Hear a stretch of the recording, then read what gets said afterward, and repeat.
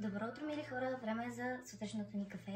Материи като кашмира биха могли да бъдат изпрани и в пералня, но това трябва да бъде естествено при някакви определени условия.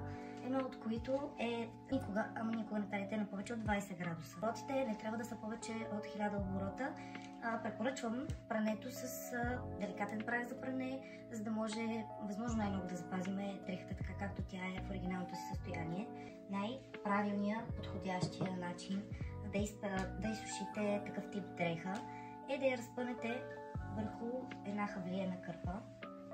Ето така, изпъвате я хубаво във формата, в която искате тя да бъде и започвате леко, внимателно да навивате заедно с хавлиената кърпа, като постепенно попивате водата от дрехата, с кърпата естествено, след което разпъвате дрехата върху кърпата, отново я намествате в формата, в която искате тя да бъде и в която тя оригинално е била закупена, за да може да се запази, да не се разпъне и да не се деформира.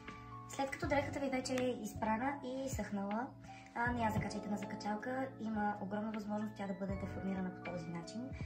Вместо това, сгънете я внимателно и я съхранявайте на място, където няма влага, за да може тя да се запази в най-добрия си вид и да бъде с вас много години.